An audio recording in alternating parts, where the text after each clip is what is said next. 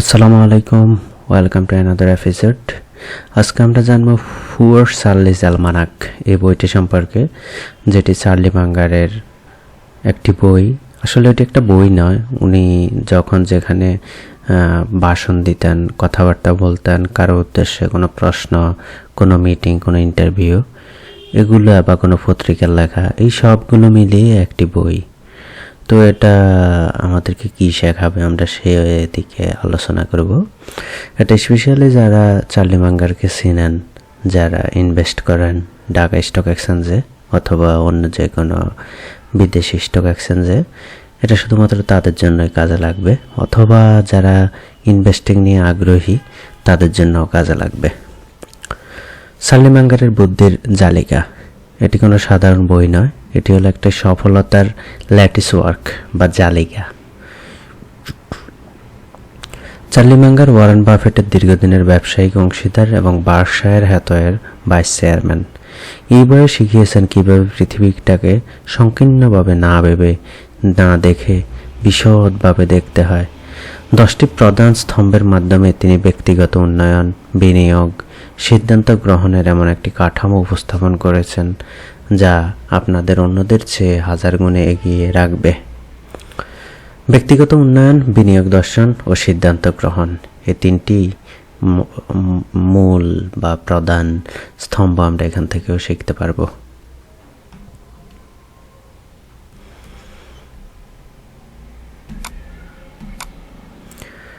স্তম্ভ 1, mental models বা জ্ঞানের জালিকা। চার্লি মাঙ্গার সবচেয়ে বিখ্যাত ধারণা হলো lattice work of mental model. তার মতে পৃথিবীকে সঠিকভাবে বুঝতে হলে আপনাকে অনেকগুলো বিষয়ের মূল সূত্রগুলো জানতে হবে। শুধু অর্থনীতি বা শুধু আইন জানলেই হবে না, গণিত, মনোবিজ্ঞান, পদার্থবিজ্ঞান, জীববিজ্ঞান এবং ইতিহাসের মৌলিক বিষয়গুলো মাথায় রাখতে হবে এবং সেগুলোকে একসাথে মিলিয়ে যে কোনো সিদ্ধান্ত নিতে হবে। বাস্তব উদাহরণ: একজন ডাক্তার যদি শুধু ওষুধ চেনেন কিন্তু রোগীর খাদ্যাভ্যাস, মানসিক অবস্থা না বোঝেন, তবে তিনি পূর্ণাঙ্গ চিকিৎসা দিতে পারবেন না। একইভাবে একজন বিনিয়োগকারী শুধু ব্যালেন্স শিট দেখে সিদ্ধান্ত নিলে তিনি বড় ভুল করতে পারেন। বাস্তব প্রয়োগ: শেয়ার বাজারে বিনিয়োগ করার সময় শুধু কোম্পানির আর্থিক বিবরণী না দেখে মানুষ হুজুগে শেয়ার কেনার প্রবণতা এবং বাজারের সামগ্রিক অবস্থা একসাথে মিলিয়ে দেখুন। বিভিন্ন শাখার জ্ঞান একত্রিত করলেই আসল সুযোগ চেনা যায়। কেন এটি গুরুত্বপূর্ণ?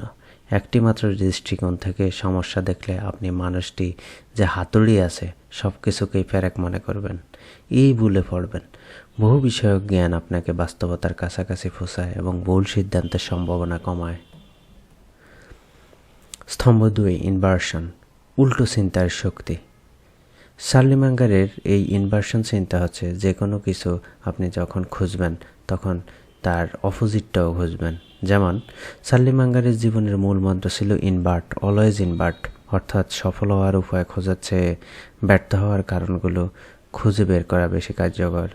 যদি আপনি জানেন কী করলে আপনি ধ্বংস হয়ে যাবেন এবং সেই পথগুলো এড়িয়ে চলেন, তবে সফলতা আপনাকেই খুঁজে নেবে। এই ধারণাটি গণিতবিদ কার্ল জ্যাকবি থেকে নেওয়া, যিনি বলতেন সমস্যাগুলো উল্টো দিক থেকে সমাধান করুন। মাঙ্গার এই পদ্ধতিকে তার বিনিয়োগের জীবন দর্শন ও মূল ভিত্তি বানিয়েছিলেন। সঠিক প্রশ্ন: আমি কিভাবে সুখী হব, এটা না ভেবে কী করলে আমি অসুখী হব, যেমন অতিরিক্ত ঋণ করা, শরীরের যত্ন না নেওয়া, বিষাক্ত সম্পর্কে থাকা, এরপর ওই কাজগুলো করবেন না। বিনিয়োগের প্রয়োগ: শেয়ার বাজারে লাভ করার আগে ভাবুন কিভাবে আমার টাকা লস হতে পারে। যেমন না বুঝে যদি বিনিয়োগ করি, গুজবে যদি কান দেই, আবেগে যদি সিদ্ধান্ত নেই, এই ভুলগুলো এড়িয়ে চললে আপনার ক্যাপিটাল সুরক্ষিত থাকবে। অর্থাৎ এখানে তিনি এই ইনভার্সনটাই বোঝাতে চাইছেন, কি করলে ক্ষতি হবে এবং ওই ক্ষতিগুলো না করা, ওই কাজগুলো না করা, তাহলেই ক্ষতি হবে না। যেমন তিনি আরেকটা কথা বলতেন, আমি যদি জানি যে আমি কোথায় মারা যাব তাহলে আমি কখনোই সেখানে মারা যাব না। ওকে, ইনভার্সনের মূল মন্ত্র: সমস্যা সমাধান করতে চাইলে আগে ভাবুন কি করলে এই সমস্যা আরও খারাপ হবে, তারপর সেই কাজগুলো এড়িয়ে চলুন। সিম্পল। এই একটা অভ্যাস আপনার জীবনের সিদ্ধান্তগুলো মান আমূল বদলে দিতে পারে। মনে রাখবেন, ব্যর্থতা এড়ানোই অনেক সময় সফলতার সমান। তাহলে কি ইনভার্সনের একবারে সিম্পল একটা কথাই, ব্যর্থতা যেখানে আছে সেখানে না যাওয়াই ভালো, আর সেটা এড়ানোই ভালো, তাহলেই সফলতার কাছাকাছি থাকবেন। লালাফালুজা 3 নম্বর স্তম্ভ, লালাফালুজা ইফেক্ট। যখন সব কিছু একসাথে কাজ করে, এটি সার্লি ম্যাঙ্গারের সবচাইতে বিখ্যাত ও শক্তিশালী ধারণাগুলোর একটি। লালাফালুজা ইফেক্ট ঘটে যখন অনেকগুলো মানসিক ঝোঁক বা সাইকোলজিক্যাল ফ্যাক্টর একই দিকে কাজ করে, তখন একটি বিশাল এবং অস্বাভাবিক ফলাফল তৈরি হয়। শেয়ার বাজারে বাবল, বড় কোনো বিপ্লব বা ভাইরাল ট্রেড সবই এই ইফেক্টের কারণে ঘটে। বাস্তব উদাহরণ, একটি জিনিসের দাম কমলে মানুষ কেনার হিড়িক তুলে দেয়, কারণ একদিকে কম দামের আকর্ষণ আর অন্যদিকে অন্যদের দেখাদেখি কেনার প্রবণতা একসাথে কাজ করে, ফলে যুক্তি বাদ দিয়ে আবেগ মানুষের সিদ্ধান্ত নেয়। বাজারে প্রয়োগ, মার্কেট যখন কোনো নির্দিষ্ট সেক্টরের শেয়ার সবাই কেনে, তখন বুঝবেন সেখানে লালাফালুজা ইফেক্ট কাজ করছে। এই সময় হুজুগে না মেতে শান্ত মাথায় পরিস্থিতি পর্যবেক্ষণ করুন। যখন সবাই উল্টো দিকে দৌড়াচ্ছে, তখন সতর্ক হওয়ার সময়। কিভাবে ব্যবহার করবেন? যখন মনে হয় সবাই এটা করছে, তাই আমাকেও করতে হবে, তখনই থামুন। এই মুহূর্তে লালাফালুজা ইফেক্ট আপনার বিচার বুদ্ধিকে অন্ধ করে দিচ্ছে। শান্ত হয়ে বিশ্লেষণ করুন, এই সিদ্ধান্ত কি আসলে সঠিক নাকি শুধু ভিড়ের টানে। স্তম্ভ 4 ও 5, সামর্থ্যের গণ্ডি আর মানুষের ভুল চিন্তা। সার্কেল অফ কম্পিটেন্স, সামর্থ্যের গণ্ডি। আপনি যা খুব ভালো বোঝেন শুধু সেখানেই বিনিয়োগ করুন বা কাজ করুন। মাঙ্গার বলতেন, আপনার সামর্থ্যের গণ্ডি কতটুকু সেটা জানাটাই সবচাইতে গুরুত্বপূর্ণ। গণ্ডির বাইরে নাক গলালে ভুলের সম্ভাবনা বেড়ে যায়। উদাহরণ, আপনি যদি প্রযুক্তি ভালো বোঝেন কিন্তু টেক্সটাইল ইন্ডাস্ট্রি না বোঝেন, তবে টেক্সটাইল স্টকে বিনিয়োগ করা বোকামি হবে আপনার জন্য। প্রয়োগ, আপনার যে সেক্টরে গভীর জ্ঞান আছে কেবল সেই খাতের কোম্পানিতে ইনভেস্ট করুন, যা বোঝেন না সেখানে না বলতে শিখুন। মূল কথা, গণ্ডির আকার বড় করা যায়, কিন্তু সেটা করতে সময় ও পরিশ্রম লাগে, তাড়াহুড়া করা যাবে না। সাইকোলজি অফ হিউম্যান মিসজাজমেন্ট, ভুলশাল তার 25টি কারণ। একটি বই, এই বইটির একটি বড় অংশ জুড়ে আছে 25টি আপনার কগনিটিভ বায়াস বা মানুষের ভুল চিন্তার ধরন। মানুষ কেন ভুল সিদ্ধান্ত নেয়? লোভ, ভয়, ঈর্ষা বা অন্যের অন্ধ অনুসরণ। এই কারণগুলো বুঝতে পারলে আপনি অন্যদের চেয়ে হাজার গুণ এগিয়ে যাবেন।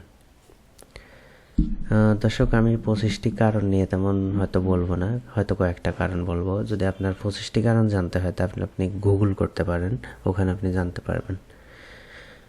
ইনসেন্টিভ সুপার পাওয়ার, কোনো সেলসম্যানকে টার্গেট পূরণে বোনাস দেওয়া হলে সে আপনার উপকারের চেয়ে নিজের বোনাস পেতেই বেশি ব্যস্ত থাকবে। প্রয়োগ, কারো পরামর্শ নেওয়ার আগে দেখুন সে পরামর্শ দিলে তার নিজের কোনো স্বার্থ আছে কিনা। মূল কথা, নিজের মস্তিষ্কের ফাঁদ চিনলেই আপনি সেটা এড়াতে পারবেন। পড়াশোনার পক্ষপাত, মানুষ তাদের নিজস্ব স্বার্থে কাজ করে। তো এই মাত্রই তিনি বললেন, এটা হচ্ছে সাইকোলজি অফ হিউম্যান মিসজাজমেন্ট।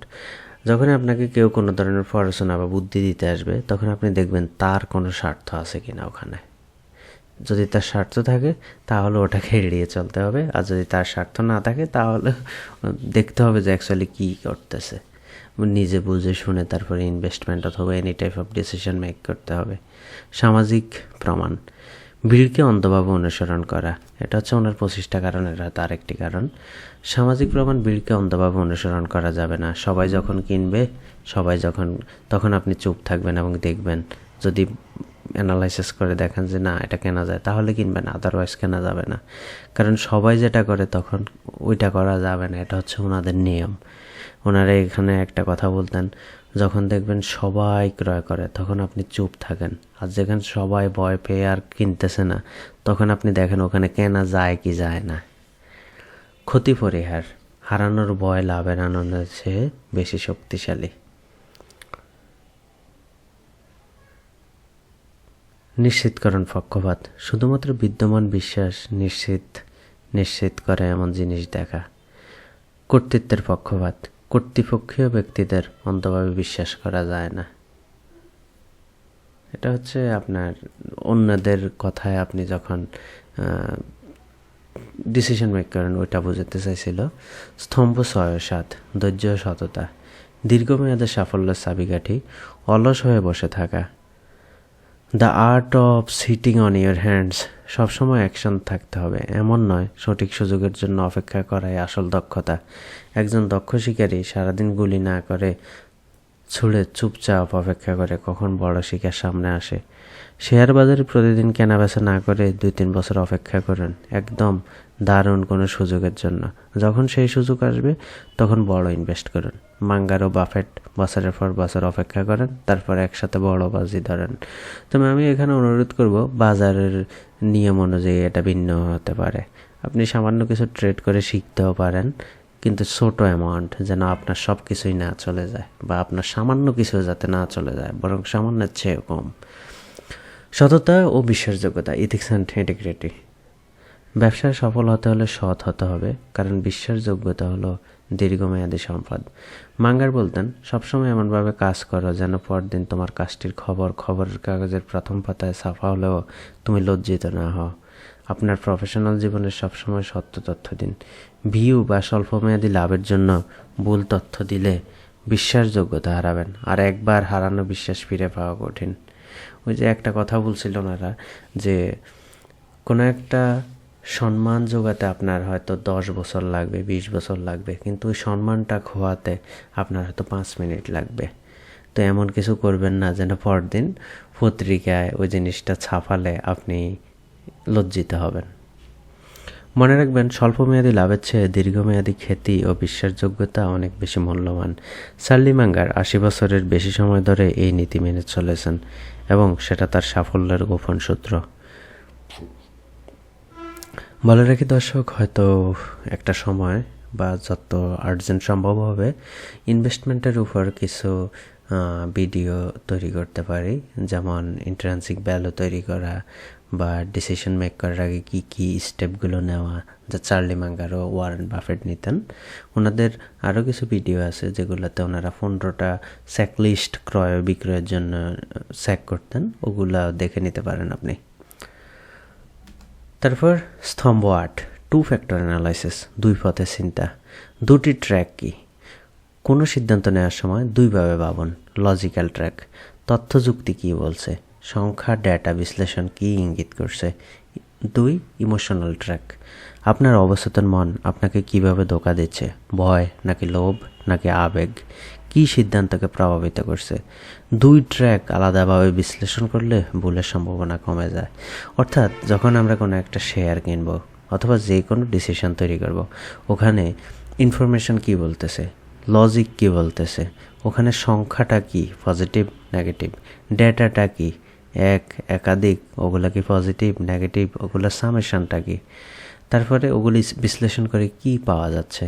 2 হচ্ছে ইমোশন, আমার আবেগ কি বলতেছে, আমি কি এটা কিনলে হারিয়ে ফেলবো, এটা না কিনলে হারিয়ে ফেলবো, এই সুযোগ হারিয়ে ফেলবো, এমন ভয়, এই ভয় থেকে কিনতেছি, নাকি এটা কিনলে আমি তাড়াতাড়ি আজকে 100 টাকা ইনভেস্ট করে কালকে 1 লাখ টাকা পাবো, এরকম লোভ, নাকি আবেগ, আয় হায় সবার আছে আমার নাই, বা এটা আমার করতেই হবে, এটা আমার ভালোবাসা, ইত্যাদি ইত্যাদি। এরকম কোনো কিছু কি সিদ্ধান্ত প্রভাবিত করতেছে কি না। 2টি ট্র্যাক আলাদাভাবে বিশ্লেষণ করলে ভুলের সম্ভাবনা কমে যায়। বাস্তব উদাহরণ, আপনি দেখছেন একটি শেয়ারের ডিভিডেন্ড ভালো, কোম্পানির আর্থিক অবস্থা মজবুত, এটা হলো লজিক্যাল ট্র্যাক। কিন্তু আপনার বন্ধু এই শেয়ার কেনেননি বলে আপনি ভয় পাচ্ছেন, এটা হলো ইমোশনাল ট্র্যাক। কীভাবে প্রয়োগ করবেন? ইমোশনকে সাইডে সরিয়ে রেখে কেবল লজিক্যাল ডেটার উপর ভিত্তি করে ডিসিশন নিন। নিজেকে জিজ্ঞাসা করুন, যদি আমার বন্ধু এই শেয়ার কিনতেন তাহলে কি আমি এটা কিনতাম? যদি উত্তর হ্যাঁ হয়, তবে ইমোশন আপনার সিদ্ধান্তকে প্রভাবিত করছে। মাঙ্গারের পরামর্শ, আপনার মস্তিষ্ক আপনাকে ধোঁকা দেওয়ার জন্য ডিজাইন করা, তাই সবসময় নিজের চিন্তাকে দ্বিতীয়বার পরীক্ষা করুন, বিশেষ করে যখন সিদ্ধান্তটি বড়। দর্শক, আমি পার্সোনাল এক্সপেরিমেন্ট থেকে বা নিজের জানা থেকে একটু বলি। একটা জিনিস মনে রাখবেন, কোডাক আর নোকিয়া, এদের থেকে অনেক কিছু শেখার আছে।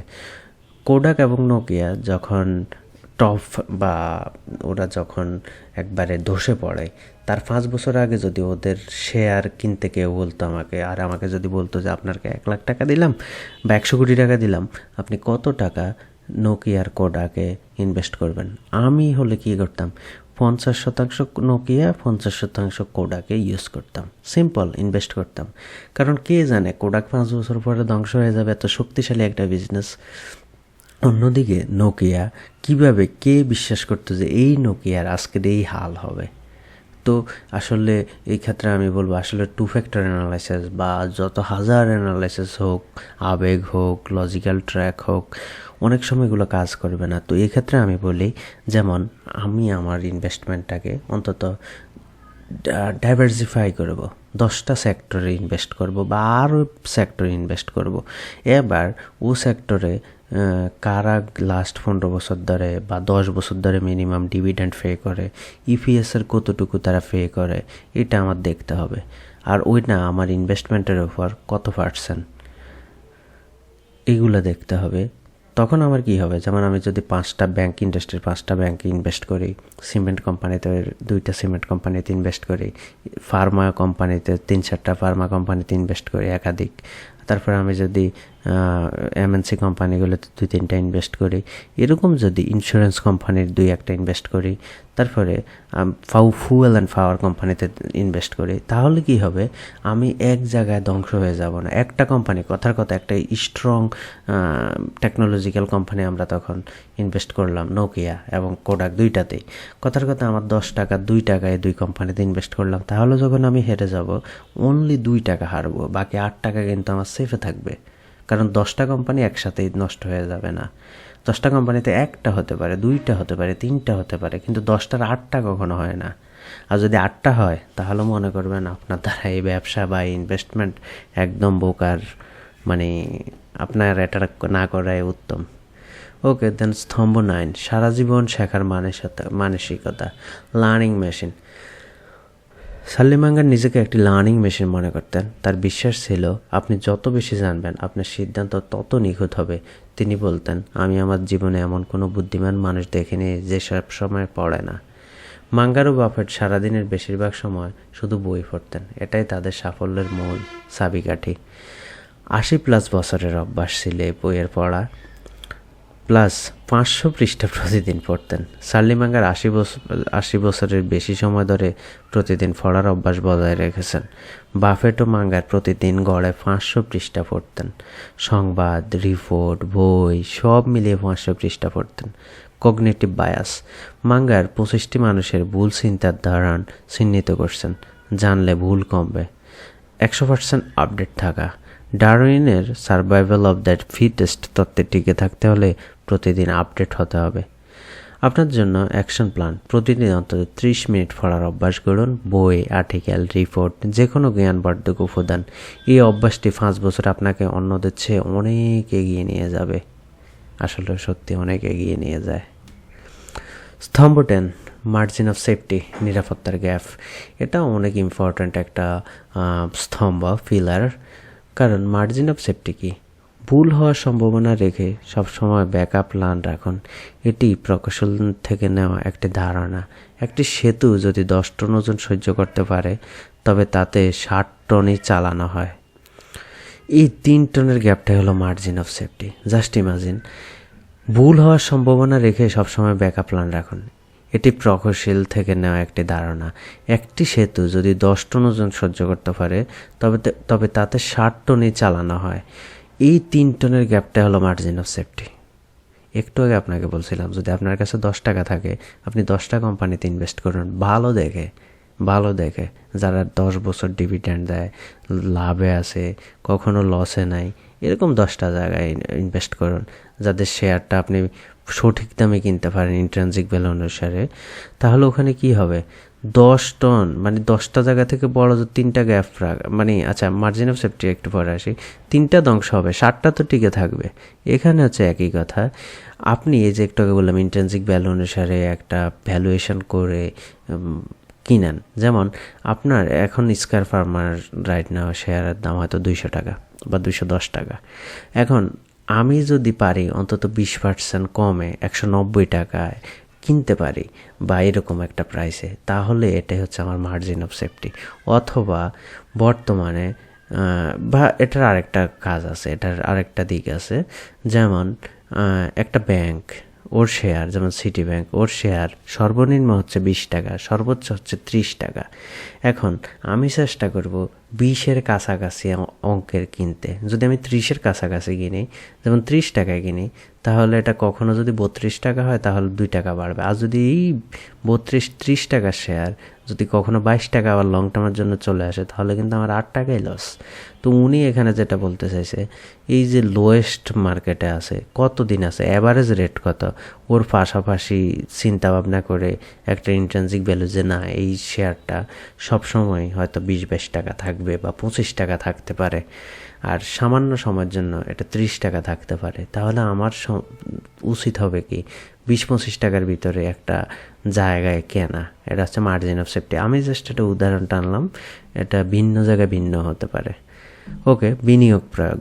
কোনো শেয়ারের দাম 100 টাকা হওয়া উচিত মনে করলে সেটা যদি 80 টাকা পাওয়া যায় তবেই কিনুন। এই 20 টাকার গ্যাপটাই হলো আপনার নিরাপত্তা।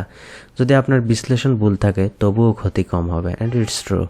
জীবনে প্রয়োগ। আপনি যদি জানেন গন্তব্যে পৌঁছাতে 30 মিনিট লাগবে, তবে হাতে 45 মিনিট সময় নিয়ে বের হন। এই 15 মিনিট মার্জিন অফ সেফটি আপনাকে ট্রাফিক, দুর্ঘটনা বা অন্যান্য অপ্রত্যাশিত ঘটনা থেকে রক্ষা করবে। মূল্য নির্ধারণ। আসল মূল্যের চেয়ে কম দামে কিনুন। 100 টাকার জিনিস 80 টাকায় ফেলে 20% মার্জিন। সময়ের মার্জিন। সবসময় হাতে অতিরিক্ত সময় রাখুন। তাড়াহুড়া নেওয়া সিদ্ধান্ত প্রায় ভুল হয়। Capital margin. সব টাকা একসাথে ইনভেস্ট করবেন না, সবসময় কিছু রিজার্ভ রাখুন অপ্রত্যাশিত সুযোগের জন্য। জ্ঞানের মার্জিন। যে বিষয়ে 100% নিশ্চিত নন সেখানে বড় বাজি ধরবেন না, সন্দেহ থাকলে অপেক্ষা করুন। আমি আমার ব্যক্তিগত জীবন থেকে একটা জিনিস বলি, আমার কখনো যদি কোনো সন্দেহ জাগে কোথাও, ট্রাস্ট মি আমি ওটা করিই না, কারণ আমি ওটা করবোই না। আমার সন্দেহ জাগে যে যদি এটা 100% ঠিক হইতো তাহলে আমার কখনো সন্দেহই জাগতো না। তো সন্দেহ যেখানে জাগবে ওখানে ইনভেস্ট না করাই বেটার, ওখানে ডিসিশন মেকে পজিটিভ থাকা না থাকাটাই বেটার। উপসংহার। চার্লি মাঙ্গারের চিরস্থায়ী শিক্ষা। চার্লি মাঙ্গার শিখিয়ে গেছেন যে আমরা যদি আমাদের ইগো আর বোকামি নিয়ন্ত্রণ করতে পারি তবেই আমরা সত্যিকার অর্থে স্বাধীন হতে পারবো। এই 10টি স্তম্ভ একসাথে মিলে তৈরি করে চার্লি মাঙ্গারের ল্যাটিস ওয়ার্ক অফ উইজডম, জ্ঞানের সেই জালিকা যা আপনাকে যে কোনো পরিস্থিতিতে সঠিক সিদ্ধান্ত নিতে সাহায্য করবে। এগুলো আলাদা আলাদা টুলস নয়, বরং একসাথে কাজ করে এমন একটা ব্যবস্থা, অর্থাৎ অনেকগুলো প্রোগ্রাম একটা সফটওয়্যার নাকি। দেন মেন্টাল মডেলস গড়ুন। বিভিন্ন শাখার মৌলিক সূত্র শিখুন এবং সেগুলো একসাথে মিলিয়ে চিন্তা করার অভ্যাস গড়ুন। উল্টো চিন্তা করুন। সফলতার পথে খোঁজার আগে ব্যর্থতার কারণগুলো চিহ্নিত করুন এবং সেগুলো এড়িয়ে চলুন। সামর্থ্যের গণ্ডিতে থাকুন। যা বোঝেন সেখানেই থাকুন, সেখানেই বিনিয়োগ করুন। যা বুঝেন না সেখানে না বলে দেওয়াই সেরা। ধৈর্য ও সততা বজায় রাখুন। সঠিক সুযোগের জন্য অপেক্ষা করুন এবং সবসময় সৎ থাকুন। বিশ্বাসযোগ্যতাই দীর্ঘমেয়াদী সম্পদ। সারা জীবন শিখুন। নিজেকে একটা লার্নিং মেশিন বানিয়ে ফেলুন। প্রতিদিন একটু একটু করে শিখুন। এটাই সবচাইতে বড় বিনিয়োগ।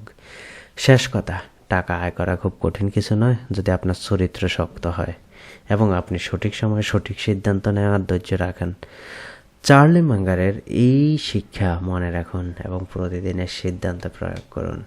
দর্শক, সবসময় মনে রাখবেন সকল জায়গায় ঝুঁকিপূর্ণ, কিন্তু ওই ঝুঁকি থেকে ঝুঁকি কমিয়ে তারপরে কম ঝুঁকি আছে এমন জায়গায় বিনিয়োগ করতে হয়।